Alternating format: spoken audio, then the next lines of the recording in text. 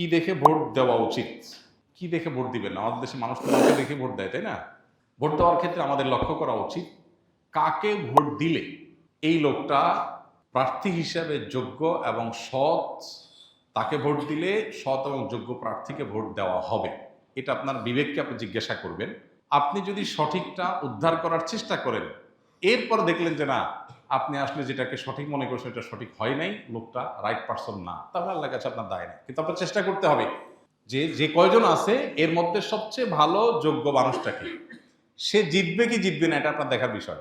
আমাদের দেশে বেশিরভাগ মানুষ এই জায়গাটায় এসে ভুল করে, মনে করে যে তার ভোট দেওয়ার লাভ কি, ভোটগুলো তো নষ্ট হবে। ভোট নষ্ট হয় না।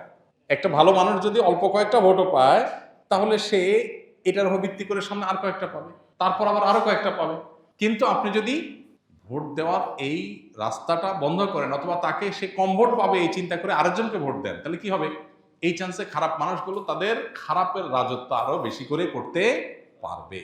কেউ জিতুক সেটা আপনি চাইতে পারেন, কিন্তু জিতানো আপনার দায়িত্ব না। আল্লাহর কাছে দায়িত্ব হলো আপনার কাছে মতামত চাওয়া হয়েছে, আপনি মত দেওয়ার সময় সবচেয়ে ভালো উপযুক্ত ব্যক্তির পক্ষে মত আপনি দিবেন, বাস। এটা হলো আপনার কাজ। যে লোককে ভোট দিলে আপনার ইমান, আমল, ইসলামের স্বার্থ, মুসলিম উম্মার স্বার্থ সংরক্ষিত হবে, আপনি বিশ্বাস করেন, যাকে ভোট দিলে দেশের সার্বিক উন্নতি হবে, চুরি ডাকাতি হবে না, দুর্নীতি 2 নম্বরই হবে না, যে কারণে আমাদের দেশ পিছিয়ে আছে, পৃথিবীর বহু দেশের তলানিতে আমরা পড়ে আছি। যাকে ভোট দিলে আমরা সেখান থেকে উঠার রাস্তা পাবো, তাকে আপনাকে ভোট দিতে হবে। এক্ষেত্রে বায়াসনেসের ঊর্ধ্বে উঠা, এই ক্ষেত্রে আপনার গোষ্ঠীগত, বংশগত, পরিচয়গত, হ্যাঁ, এই সমস্ত বিষয়গুলোর ঊর্ধ্বে উঠা, সামান্য একটু স্বার্থের জন্য, একটু টাকা পয়সার লোভে আমরা আজকাল অনেক সময় ভোট দিয়ে দিই, সেটা যেন না হয়। আল্লাহর কাছে অনেক বড় একটা জবাবদিহিতার জায়গা। নবীজি বলেছেন, ইজা উসতিদাল আমরু ইলা গায়রি আহলিহি ফান্তাজিরিস সাআ।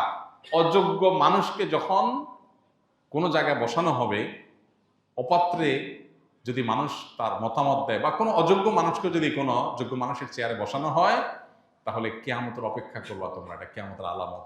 এই আলামত এখন চলে আসছে না, আসছে না?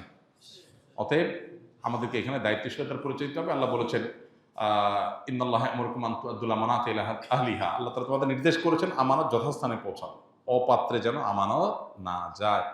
আল মুস্তাশারু মু'তামান। একজন মানুষ তার মতামত চাওয়া হলে, পরামর্শ চাওয়া হলে, তখন সে আমানতদার হয়ে যায়, তার কাছে এটা আমানত হয়ে যায়। অনেক বড় একটা ব্যাপার। আমানতের খেয়ানত করলে এর ভয়াবহতা অনেক বেশি, এবং যত অপকর্মের দায় আপনাকে নিতে হবে, বিশেষ করে এই সুযোগ পেয়ে যত অপকর্ম সে করেছে, যদি আপনার ধারণা থাকে যে সে এই টাইপের কাজ করতে পারে, তাহলে সৎ মানুষ, নেককার মানুষ, দিন, উম্মাহ, ইসলাম এবং দেশের সার্বিক কল্যাণ বিবেচনা আপনাকে করতেই হবে।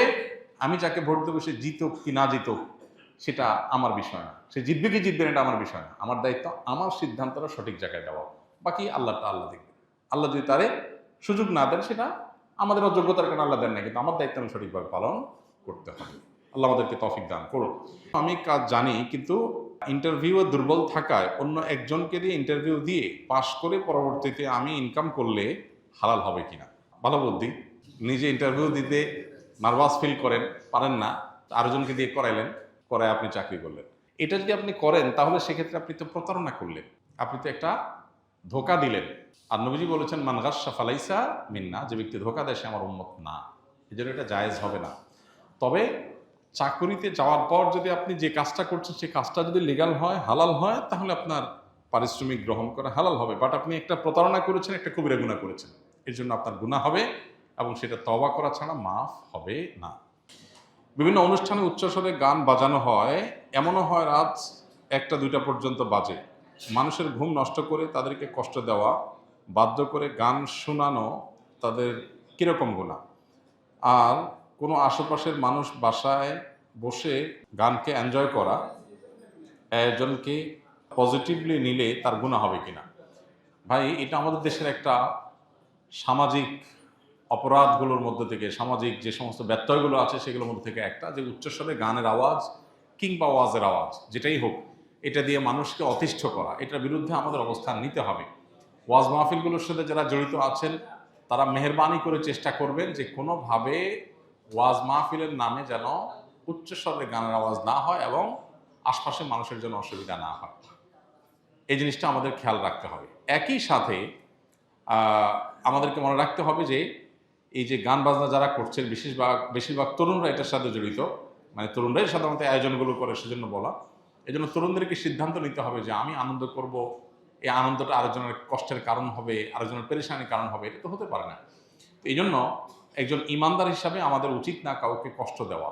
নবী করিম সাল্লাল্লাহু সাল্লামের মসজিদে এক লোক জোরে তেলাওয়াত করেছেন, নবীজি বলেছেন তুমি কোনো বধিরকে শোনাচ্ছ না, যে আল্লাহকে শোনাচ্ছেন তিনি সব শুনতে পান, অর্থাৎ উচ্চস্বরে পড়িও না, আরেকজন ডিস্টার্ব হয়। সেখানে আমরা কিভাবে ওয়াজ করতে গিয়ে মানুষের ডিস্টার্বের কারণ হয়, বিশেষ করে ঢাকায়, চট্টগ্রামের শহরগুলোতে যে মাহফিলগুলো হয়, গ্রামেও দূর দূরান্ত পর্যন্ত মাইক লাগাইলাম, এমন ভলিউমে আমি ওয়াজ দিলাম রাত 12টা 1টা পর্যন্ত যে মানুষ ঘুমাইতে পারলো না, সকালে ডিউটি আছে সে ঘুমাইতে পারছে না, বাচ্চাদের অসুস্থ, হার্টের রোগীদের কষ্ট হয়।